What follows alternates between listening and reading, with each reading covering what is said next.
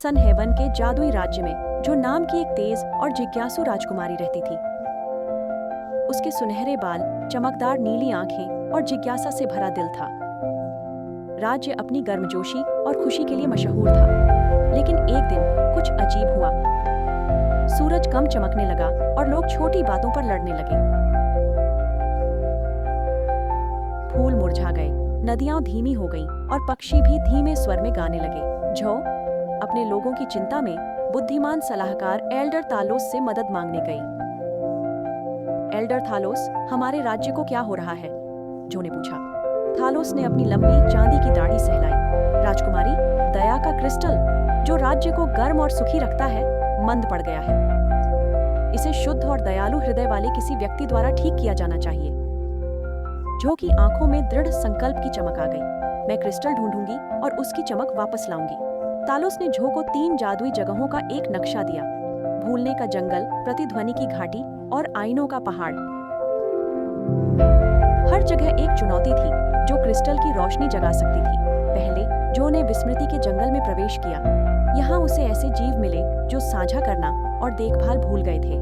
गिलहरियों का परिवार एक बलूत के लिए लड़ रहा था। जो ने उनके पास घुटने टेके। साथ काम करो तो खाना काफी है, उसने धीरे से कहा, पेड़ों से अखरोट इकट्ठे करते हुए। गिलहरियां हिचकिचाईं, पर जल्द ही बांटने लगीं। ऐसा करते ही जो के झोले में क्रिस्टल हल्का चमका। फिर जो गूंज की घाटी गई, जहां लोग सिर्फ अपनी आवाज सुनते थे। बच्चों का एक समूह चिल्लाया, मैं सबसे अच्छा हूं? नहीं, मैं हूं। उनकी आवाजें लगातार गूंजती रहीं। जो ने ताली बजाई। रुको, उसने मुस्कुराते हुए कहा, क्या हम एक दूसरे को सुने इसके बजाय? बच्चे शांत हुए और बारी बारी से अपने विचार बताने लगे। वे हंसे और साथ खेले और क्रिस्टल उज्जवल, दोस्ताना चमका जो दर्पणों के पहाड़ पर चढ़ी रास्ता खड़ा था और शंकाओं को फुसफुसाने वाले प्रतिबिंबों से भरा था।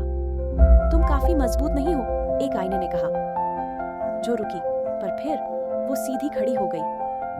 मैं ये कर सकती हूँ क्योंकि मुझे अपने राज्य की चिंता है। उसके साहस ने आईनों का जादू तोड़ दिया।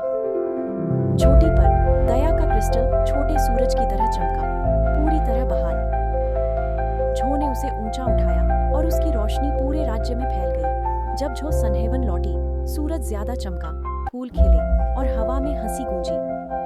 लोग जो की वीरता और दयालुता पर मुग्ध हो गए। दया सिर्फ बड़े कामों के बारे में नहीं है, जो ने उन्हें बताया। ये बांटने, सुनने और खुद व दूसरों पर भरोसा करने के बारे